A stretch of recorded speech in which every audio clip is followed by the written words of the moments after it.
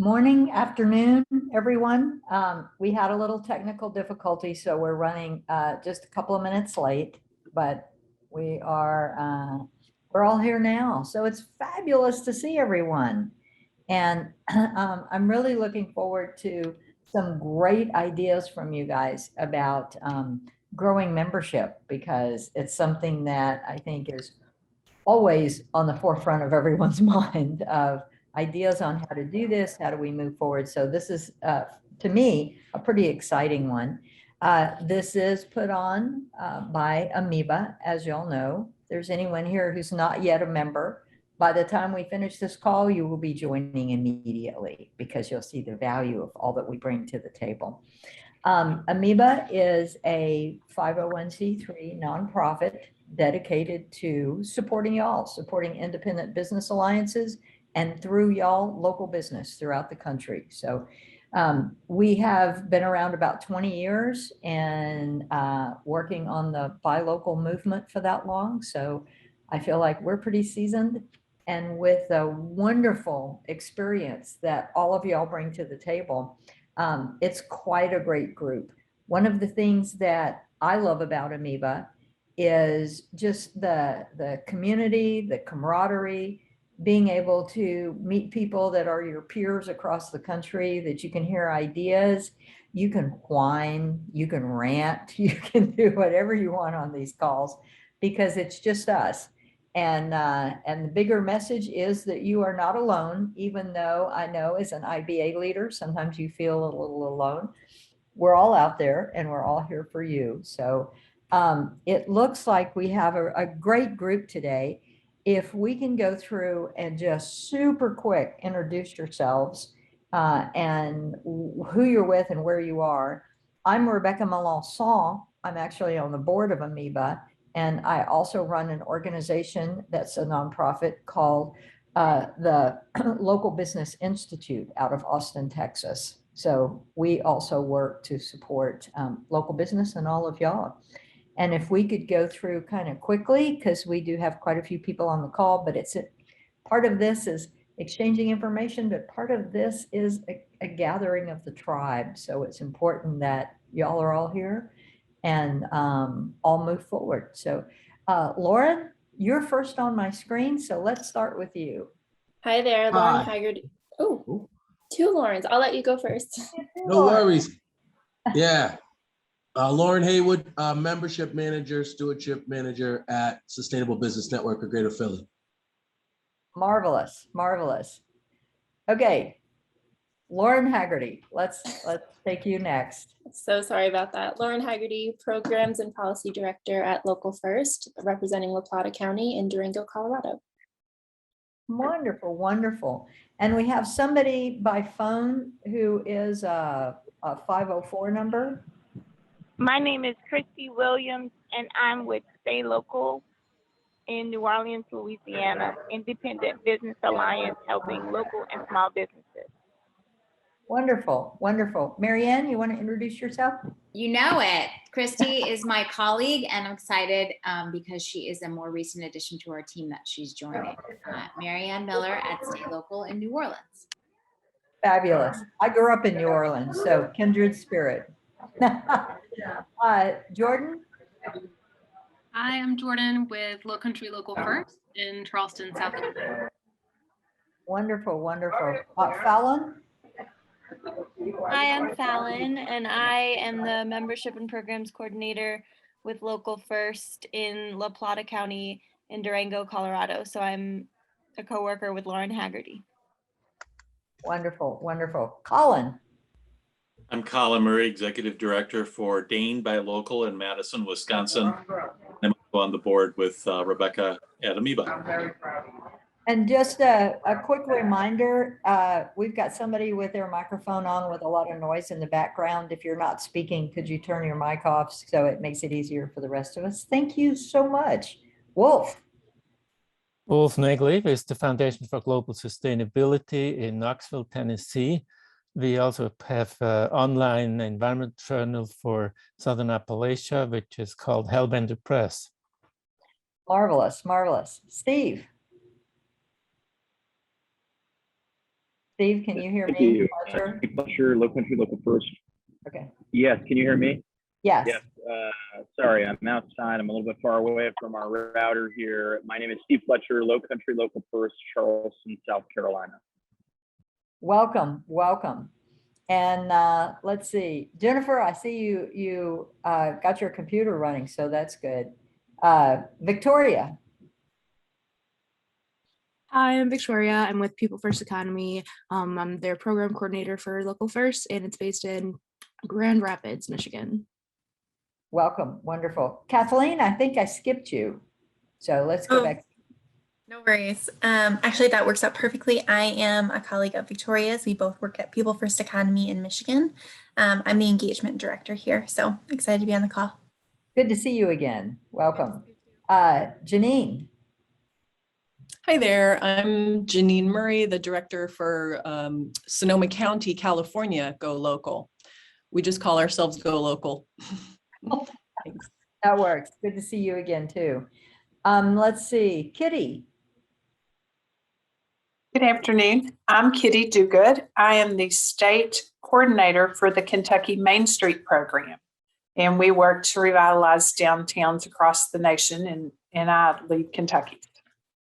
Wonderful, wonderful. Jennifer Martin. Hey, Jennifer Martin over here in Raleigh, North Carolina, ED with Shop Local Raleigh, and thanks for doing this today.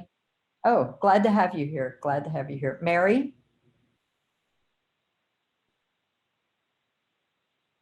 Did we lose Mary Sills? Maybe she's muted. Yeah, she's still muted. Well, Mary will come back around. Kevin O'Mara? I think they are. Had to unmute. Yeah, Kevin O'Mara. I'm in the Manchester, New Hampshire, Local First Communities of Manchester, New Hampshire. Wonderful, wonderful. And let's see, Steve Fletcher, I think I missed you.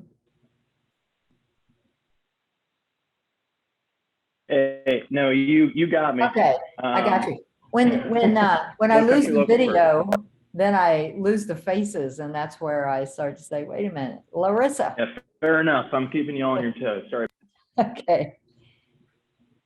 Hi, I'm Larissa Hanson with Local First in Springfield, Illinois. Fabulous, fabulous. So Jen, I see that you are on the call now. I'm going to turn this over to you. Did I miss anyone? I hope I didn't miss anyone. Lauren Haggerty, I think I missed you. No, you're muted. Oh, no, you got me. Okay. Jennifer, can I turn this over to you? Are you ready? Yes, to? you can. Absolutely. Right, Thank you so much. So my computer is, I'll be fixing this next week, but I forgot Zoom is the one that always absolutely trips it up. So it was my first sign of trouble, and here it still is. So thanks, Rebecca, for getting us started and getting everybody introduced.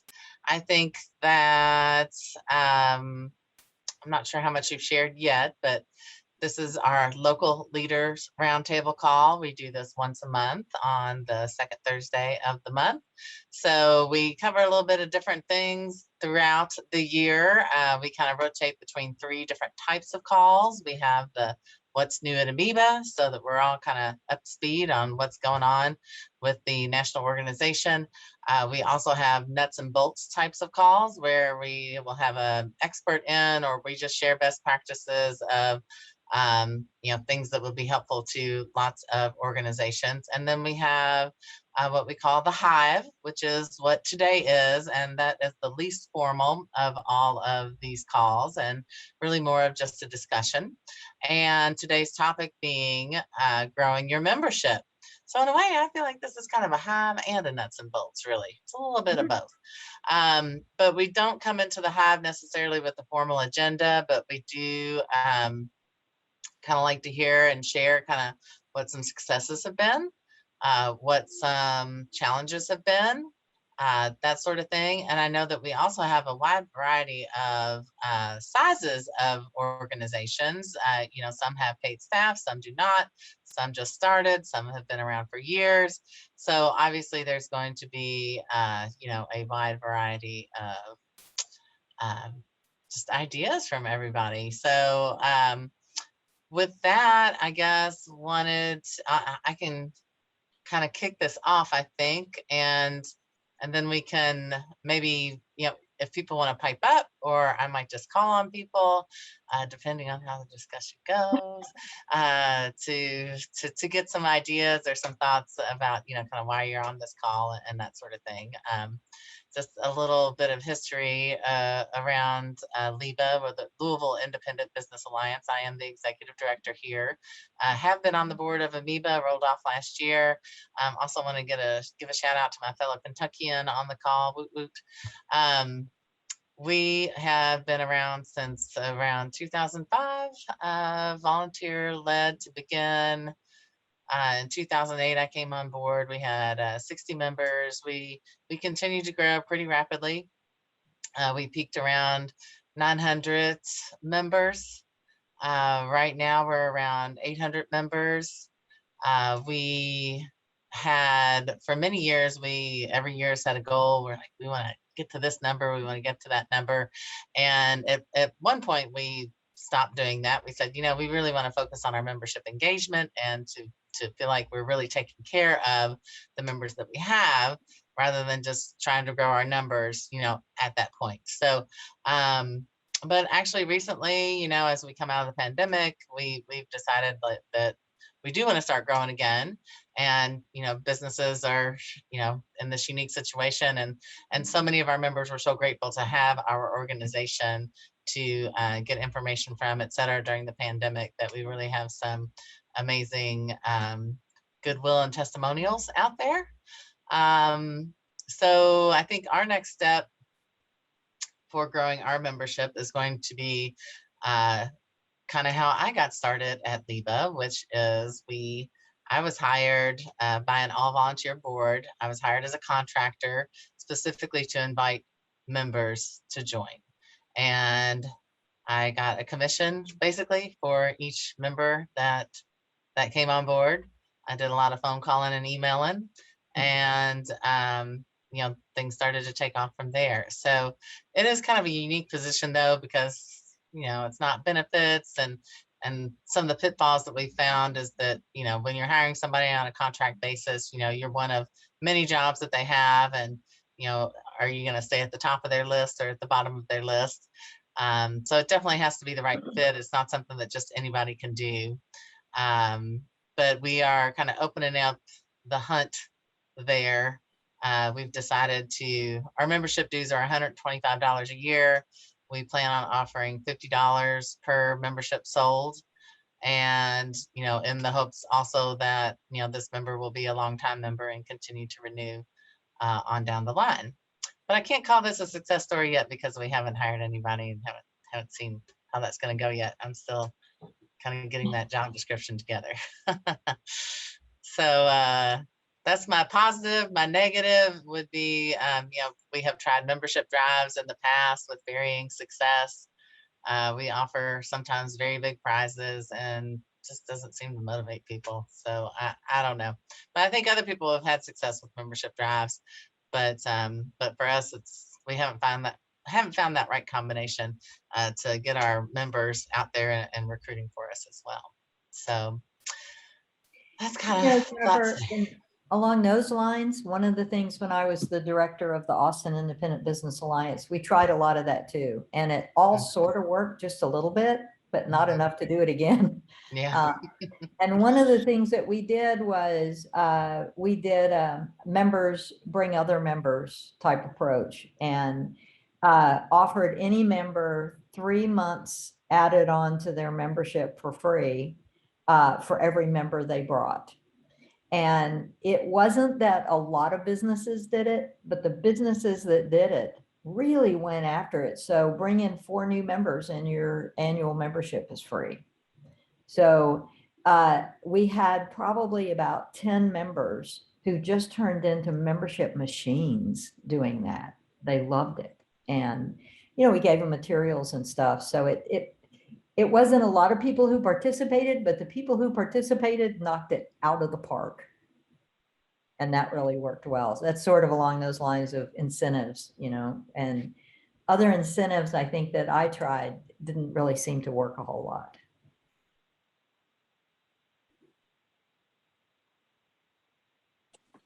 So I'll jump in here next.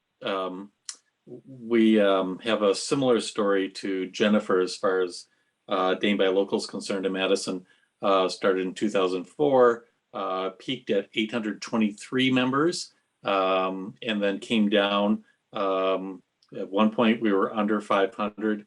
And when the pandemic hit, our numbers started going up. So we are now over 600 members at this point. So it seems to me, and maybe you're noticing this as well, each time the economy goes down, our membership numbers go up. And I think that's people reacting to what's taking place. They're panicking about their business. What am I going to do? I'll join Dane by Local. And so here they are. And then when the economy's good, I don't need you so much. I'll wait till, well, I need you again. And you know, my reaction under my breath is, I hope we're still here when you need us. You know, I mean, you got to be here in the good to keep us in the bad times. So there's definitely that. We too have found incentives don't tend to do a lot for bringing people in. We've tried various things as well, and I've pretty well given up on all of that. We do, however, offer a $25 gift card to any member who brings in another member. And it has, kind of like Rebecca, it has a modest result from that. I give out probably an average of 2 or 3 gift cards per month to a member. The advantage of that, though, is that we have our own gift card program, a Dane by Local gift card that you can use at various members. And so it gets that message out there as well, that we have this gift card, and it gets it into the hands of our members so that they can go and use it. So it does have a couple different things that it accomplishes: bringing in new members, rewarding current members, and making them aware of the gift card program. I like that, doing multiple things. So I would like to hear from, is there anybody out there who's done an incentive type program that has worked? I'm all ears. I'll share, so worked. What we've done, and I didn't do it since COVID, but for I think for about 3 years running, we had January be a month where actually the first 3 months of the year, the first quarter, any current member can give a gift membership of 1 year to another member. And it was just a nice way to kind of start the year, and a way to give, kind of pay it forward thing. And then after that year, that new member would decide if they wanted to pay and continue. It would be up to, and we have membership levels that are from, there are 5 tiers. 200 is the lowest and 2,500 is the highest. So it only worked for the first 2 tiers of, so that's for the smaller size businesses, and it was intended for smaller businesses.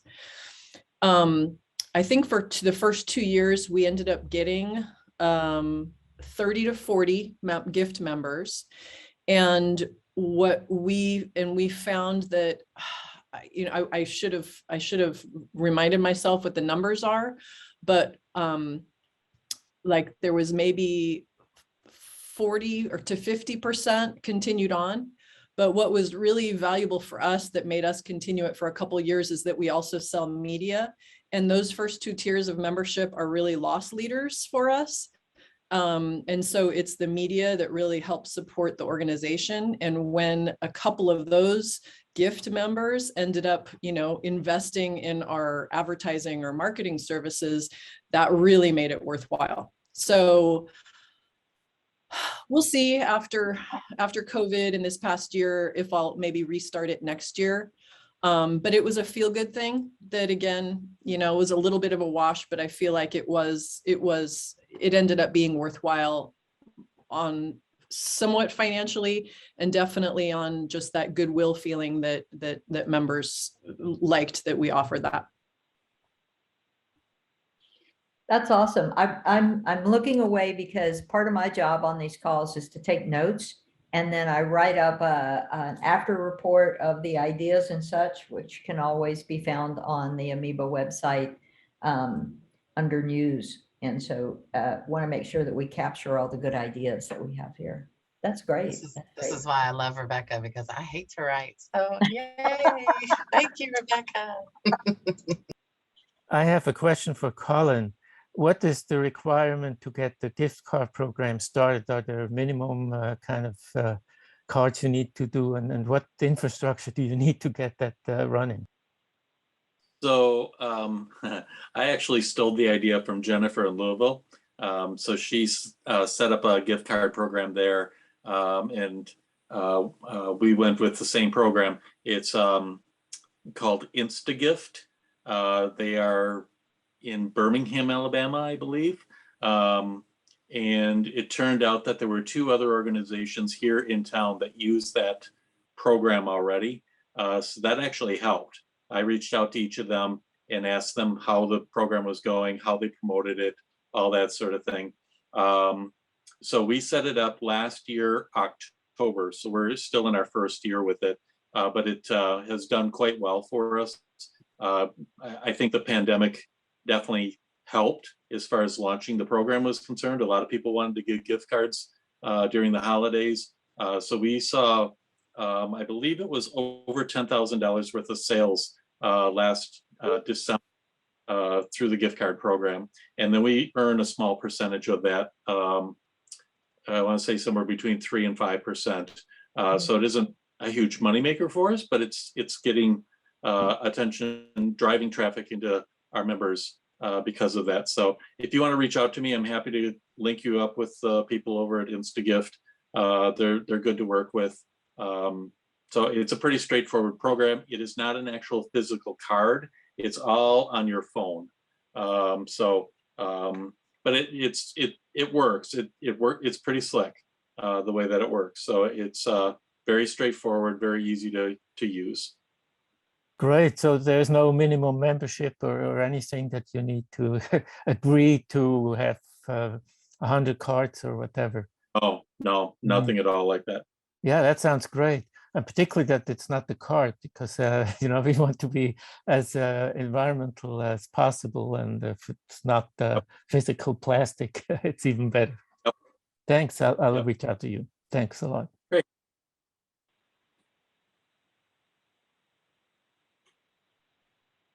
This is less incentives-based. Oh, sorry. I was going to say this is less incentives-based necessarily, but something we had done in years previous that in full transparency we're no longer doing now. We didn't see as much success in this as we had hoped or liked, but we previously had these kind of trade-based memberships for in-kind work. So if we were hosting an event, rather than needing to invoice a member to pay and then having them invoice us again for their service around the event, like photography, for example, or linens or something like that. If we were going to be exchanging an equal-ish amount of funds, we had this trade membership opportunity, which I will say expanded our numbers quite a bit. We had a few hundred more members who joined in that capacity. We had someone at the time really kind of selling this tactic. And the hope was that, of course, there'd be value in that. We use their service, we were championing it as an organization, and we just didn't see as many people renew after that if we were no longer utilizing the service, or our hope, we kind of transitioned through photography, for example. If we had one photographer for the event, we would give that slot to a different photographer and really share the love among. And so if we were not utilizing the same service, we didn't see that really transition back into captured renewal dollars.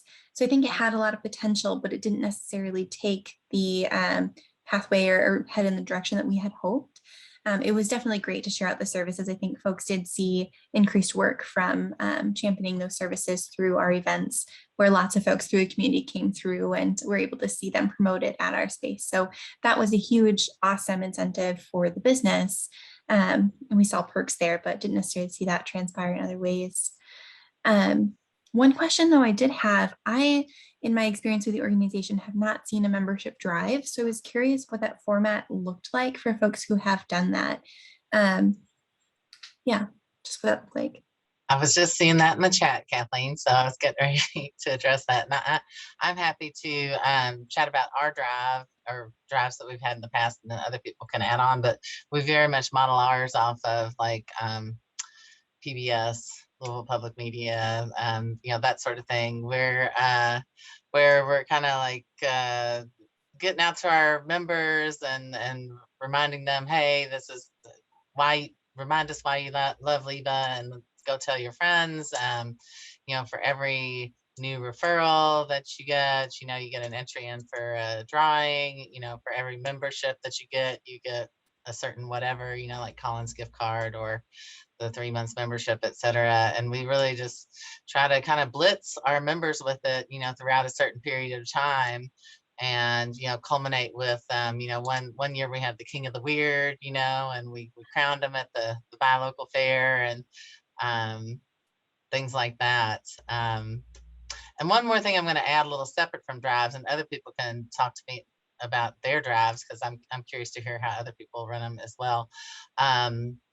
With our buy local fair, it had become a very popular event, and then we started requiring people to be members to be part of the fair. So we keep booth fees very, very low at the fair, thanks to our sponsors, but we did ask that they invest in a membership in LIBA to be able to have a booth at the fair. So if you've got an event that's starting to gain some traction, or that has some traction, you know, that is something that you can put in place as well to get people involved year long instead. And also, I agree with you on the trades. We get by very cheap usually on our member events, because we're almost always trading for a membership for the event space rental, for the food, you know, et cetera, et cetera. So sometimes people aren't renewing if there's not a trade later and they have to pay actual cash money. But a lot of times they are. I think it works out for us, at least because it's a cheap way for us to get our events done, even if they don't ever renew. But those that do, it's a great thing too. So, but I'll circle it back to your drive question and see if some folks have things to add about drives that they've done.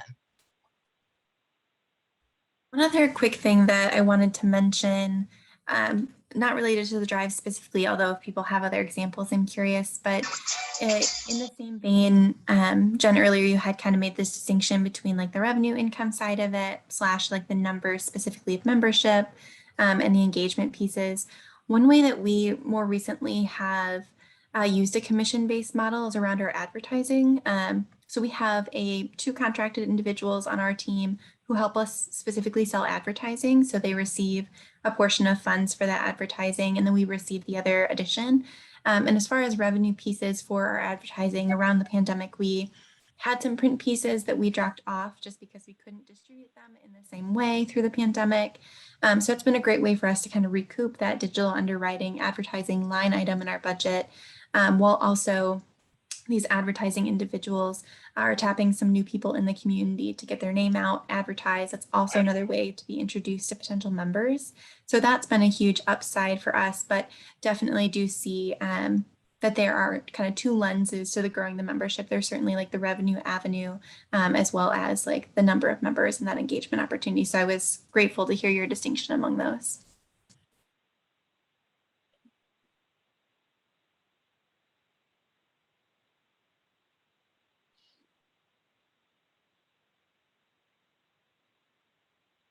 Well, one of the things that we did at AIBA that always drove membership, it wasn't so much of a membership drive as an ongoing thing, but whenever we had events, and we had a lot of them, we did a membership discount price that was heavily discounted. And if you're not a member, so the numbers made sense. Like if you just come to 3 events a year, you've paid for a membership with a discount. So you might as well join and get that discount and come to even more events. So that made a big difference. Our events were really popular, and they consistently did that, drove membership that way. Another thing that a lot of the promotions that we did, so we did campaigns. It was in Austin, so it is hot, hot, hot in the summer. And we were trying to think of something to do in the summer that did not require me to go stand out on a blacktop parking lot in 100-degree weather. So we did a online air-conditioned scavenger hunt using our website The businesses who participated gave two $25 gift cards. One was given away each week, and then the other one went into a big pool. And the public, we planted clues around the website, and you had to go from clue to clue, which led you to the businesses' listings and then other pieces of the website. Whenever we did a campaign like that, or a love your locals for the month of February and things like that, you had to be a member to participate. But when we promoted it, we sent it to a whole larger list that we had. So people would want to participate in that, but oh, you have to be a member, and they would join every single time. All of those things drove quite a bit of membership.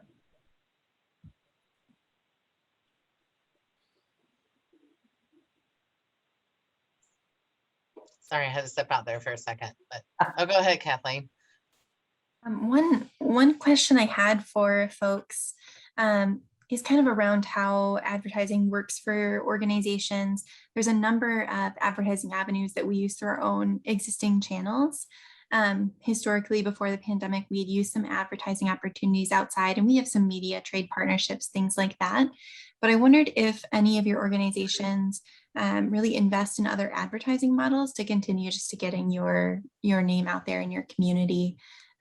We particularly are looking at ways in which we can have some more thoughtful partners, leaders across the state to kind of slowly expand some of our work because we're regional.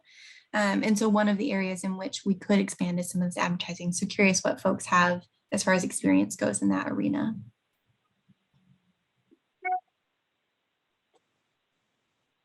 So we do a couple of different things. We have a directory that comes out usually once a year. We didn't come out last year because of the pandemic. And there's advertising on that. So that's a full page ad from our local airport that paid for the back cover. I think we ended up with 4 or 5 full page ads in the directory. Every member gets a listing in here. And then if they want to, I don't know if you can see this or not, buy additional advertising, it's in there. And we contract that out just like you do on that. We also have an arrangement with one of the radio stations. We have a talk radio show here in town, and we do an hour-long presentation each Saturday morning at 11 o'clock. And if we bring advertisers to that program, we get 25% of whatever is generated off that transaction. So those are a couple of different ways. We sell advertising on our website as well. So the banner ads that are up at the top, we charge for those. If you want an ad in our newsletter, we charge for those. Those links back to their website. I'm probably forgetting a couple of other options that we have. Is that what you're after? That's all helpful and good information. We have some advertising opportunities along similar lines, but I'm curious around, like, do you invest in advertising dollars for your organization? So does Dane Buy Local take out advertising in other publications? And we have some media trade partners. So like our name is out there in different, PR stories, or we have some different trade partnerships with radio content, things like that. But as far as opportunities for us to be advertising in more statewide initiatives, like we have an MI Biz publication that's statewide, or Michigan Public Radio, things like that, just to continue to get our name out to some statewide partners. We're branching into some more of that. So curious about how Buy Locals advertise themselves. We have our own channels to share, like, did you know about our membership, what we have going on, but the other advertising piece for the Buy Local itself. Gotcha. Sorry, I misunderstood your question. So a couple things that we do. We have a media partner program.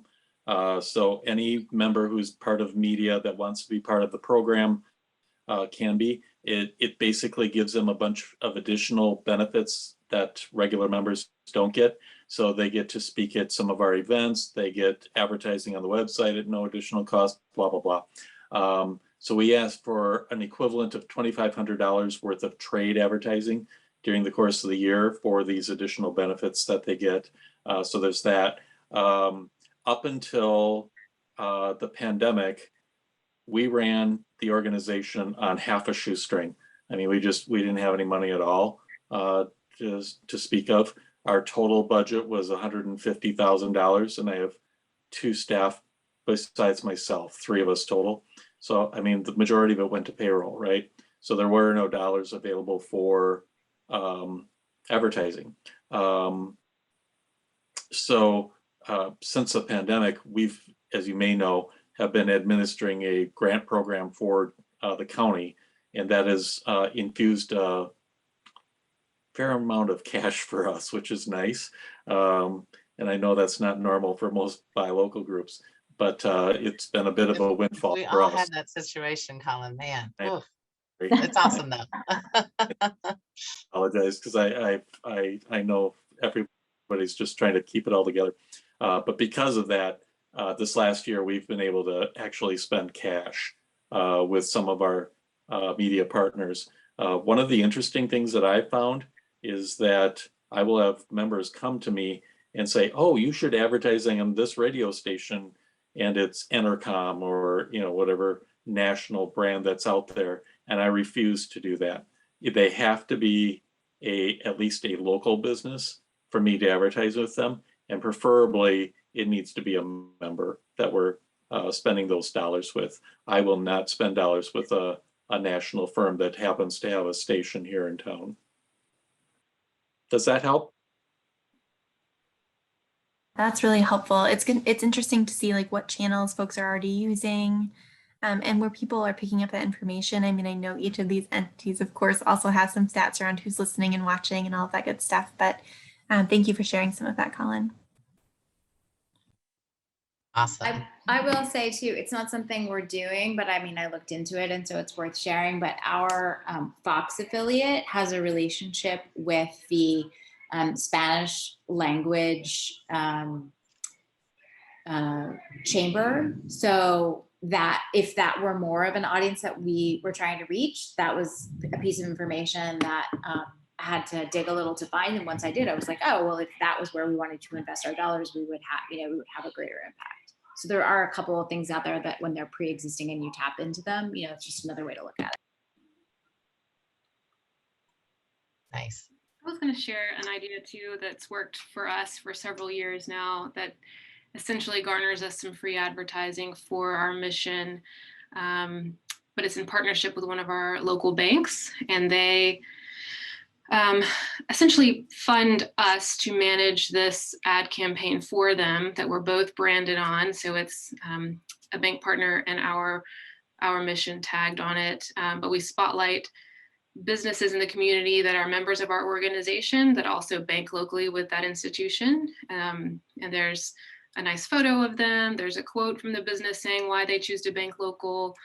And then there's a nice tag on the bottom of like buy local, bank local, support local kind of vibe. And it mentions our directory. So the bank helps cover the cost of the advertising. We flip the bill for some local photography to make them look really nice, but those are able to run in a couple of monthly and bi-weekly publications in the area.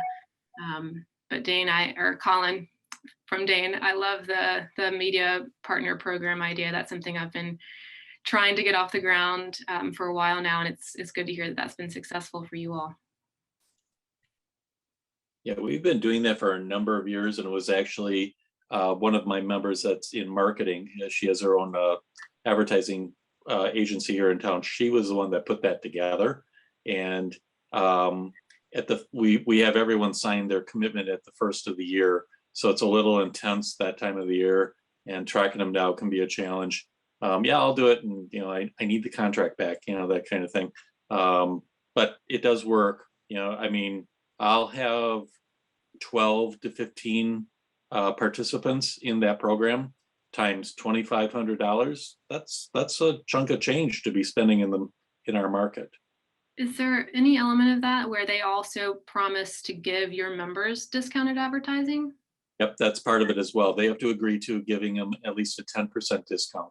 So it's very, very modest. And some of them go way beyond that. So public radio was doing this for a while. And during the pandemic, they've run into some problems over there, but they were basically for 1 for 1. So for every ad spot you ran, they gave you one at no charge. So, And that's fine. You know, we didn't require that. We just said the 10%.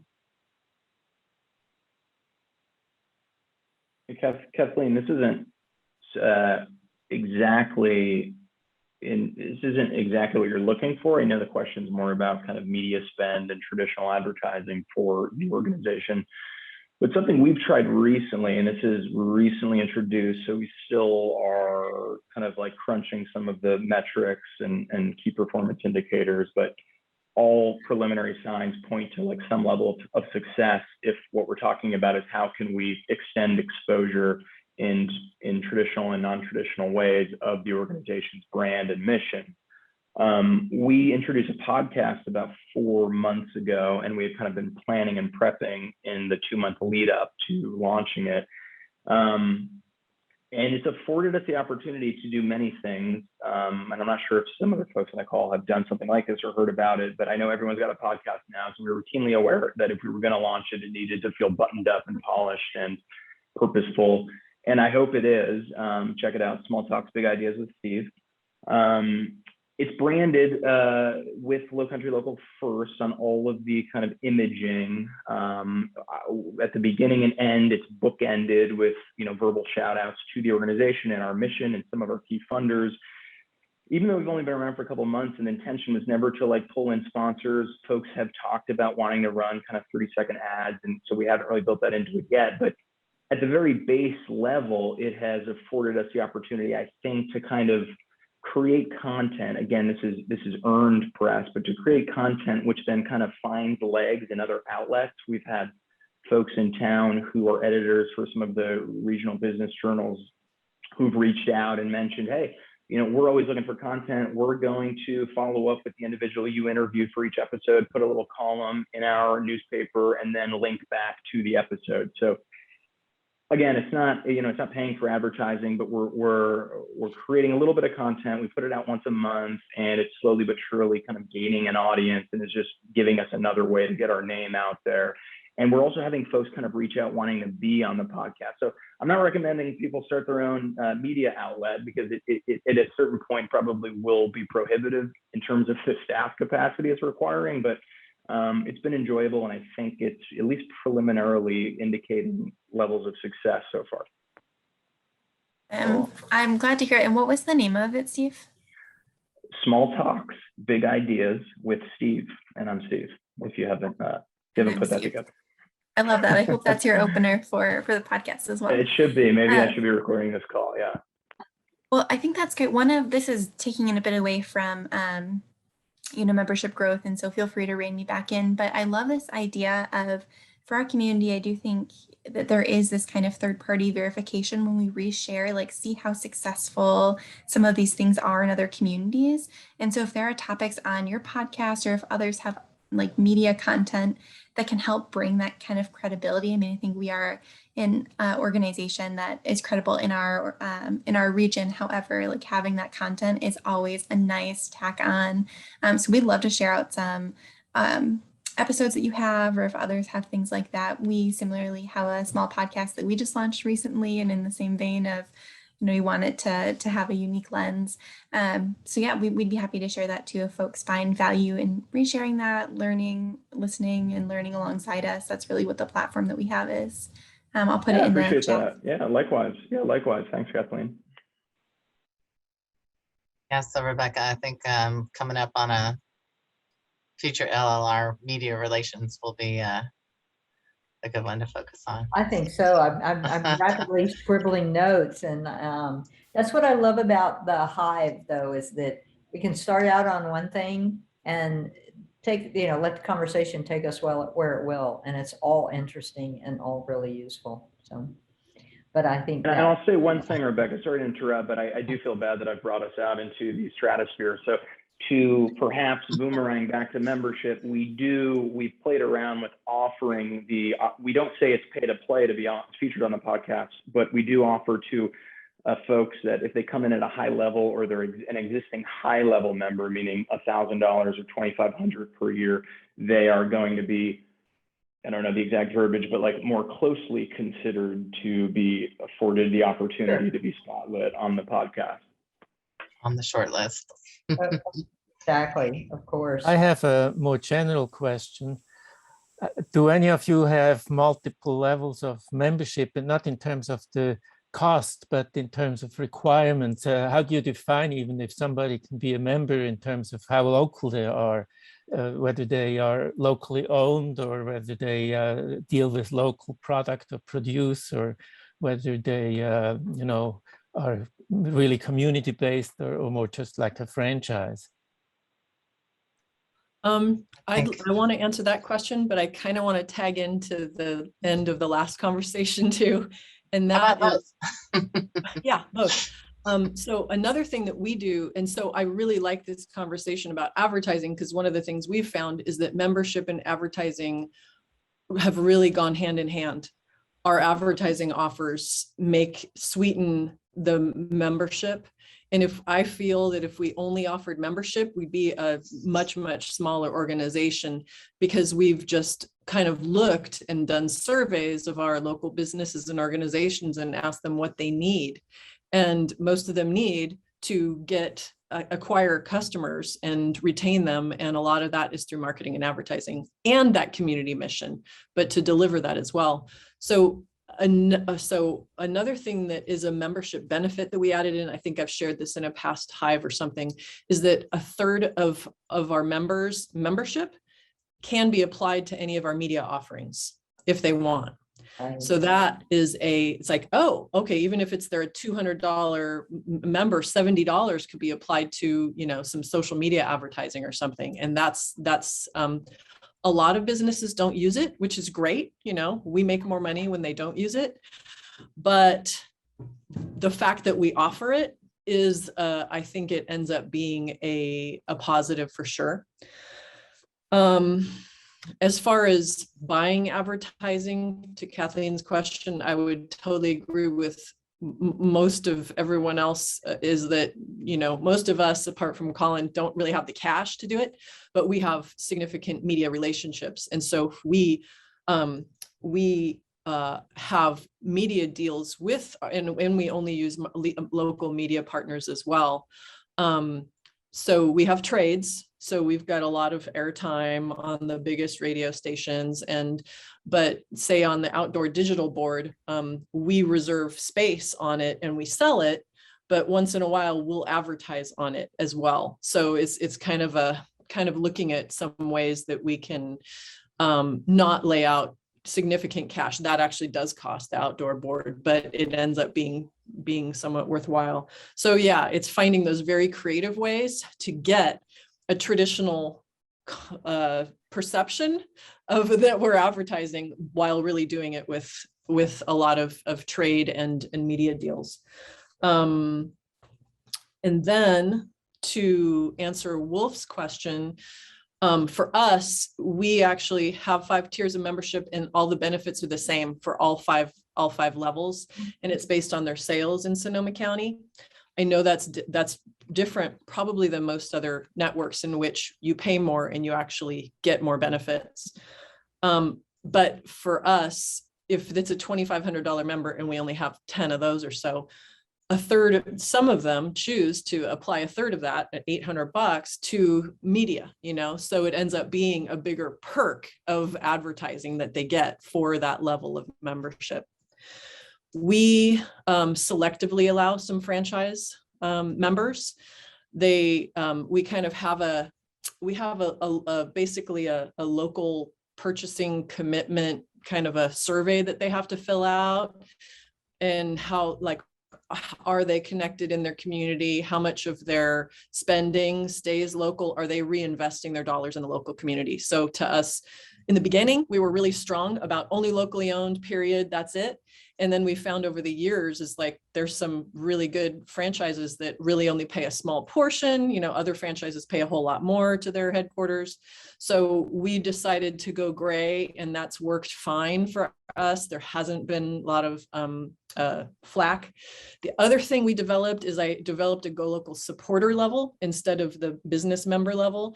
Then those are for not locally owned businesses, because there's some who say they retired and sold their company to an out of area business, but they still love the Go Local mission. And I have the exact same benefits and exact same offers to them, but they don't get to use the Go Local member logo. It just says supporter. And that is a way for us financially, I feel, to not lose out in businesses who support the mission. Okay, that was a lot. I'm done. All great information, all great information. Can I riff off of something you said a little bit? One of the things we did at AIBA to both bring in membership and advertise, so I'm unifying this conversation a little bit, was we would go to local media and cut a deal for whether it was a full page ad or time on a television station or radio station. And then we would sell it back to our members. So we might do in the local publication, do a full page ad, do spaces in that ad all around that we sold to our members at a pretty cheap rate, or you know, do a radio commercial where there was an opener from AIBA. There were 4 slots that businesses could buy, and then a closer from AIBA. We got the advertising paid for. The members got to try out media at a really inexpensive rate, because sometimes radio and TV especially can be very expensive. And it's scary for a small business to invest in something that they don't know what's going to happen with it. This gave them a chance to kind of stick their toe in the water for, ran anywhere from $300 to $500 and test it. And if it worked, then they could become great advertisers of that media. It worked for the media because it was a fabulous introduction to all those businesses that they couldn't seem to get in the door with. So they felt like, here, we're going to offer this to you.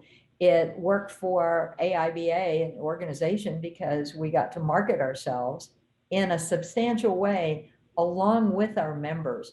And our members absolutely loved it. They loved not just marketing their business, but marketing their community. So talking about, yes, we're all in this together sort of thing. And that drove membership, because you had to be a member to participate. So it kind of tied both those things together. You know, I think you're right, Janine. Members and marketing are a huge companions. I don't know how you have one without the other. I just wanted to add to Wolf's question that we just create a corporate partner. I mean, I've just created one on the spot when someone has said they want to pledge money. You just go into the website and change it. Like, oh, how much did you want to pledge? Sure, we have that level. And that is just a wording game. They could have just as easily underwritten something, but that's not what they like to say. So, okay, however it works. But I wanted to ask anyone, since this is at the end of the call and it's kind of an oddball question. I think we all know the answer to this, which is that consumers who are also business owners, who are also members in their own way, are already supporting what we're doing. But has anyone ever thought of a non-business membership, like a consumer membership? And what would that be? Like $25? And how on earth would you get people to renew? You know, or is that just too cumbersome? We have, we call it a citizen supporter membership level. It's $65 a year. And right now I probably have 7 or 8 people that have done it. So I did for a while. One of my fund development people that I had a long time ago, anytime she'd run into someone that didn't qualify as a member, maybe they were a franchise or whatever, she would move them to citizen supporter so that they could stick their toe in the water a little bit, but we didn't allow them in as a member. So you don't get any perks or anything like that, but you get access to the events and the newsletter and the website, you know, that sort of thing. So yeah, that's what we do. I'll add that we are looking to potentially launch one under our sister organization, which is a 501c3. So, and again, to model that off of public media, PBS, etc., certain membership levels, you get certain perks. And but we haven't really found the capacity to launch that. And I've been a little hesitant because I've not seen one take off. I think Rebecca a long time ago called me and was doing some research about one and just did not want to do it. Was like finding reasons to tell my board no. So I don't. It's unproven. I'll say that. But I do think we want to give it a shot here locally anyway. We're calling it Buy Local Besties, and just make it kind of a fun, cheeky kind of thing, but with some perks and whatnot. They can also be tax deductible, or part of it would be tax deductible. So, but we'll see how that goes. And I know we're getting close on time here. Burning Also, questions. really quick, I'll just say Go Local started 13 years ago with $65 a year, and then we got 150 members because it just launched. Went to $25 a year. The annual thing was a pain. We just dropped it. So. I think one of the questions that we have for individual membership types, we've talked about it a little bit in our org, and we haven't seriously launched anything in that vein, but if we provided benefits inside the individual membership, I think our kind of question was like, how do we get logistics up and running around that? Like, do we offer a t-shirt? Do we need to have t-shirts on hand? Do we need to have them at the ready to buy? So I think we're intrigued by that model, but as far as like what the particular benefit rollout of it is to encourage someone, we still have kind of questions around how we'd really provide value for that in order for people to continue renewing with us year after year. Jennifer, going back to what you were saying earlier, at AIBA, we not only looked at it, we came up with a plan and how you got discounts at local businesses to be part of it. And at the end of the day, when you look at how much time and effort and focus and work it took to do it, we would be better served investing all of that in growing our business membership. So we just decided, let's just tell people to shop local.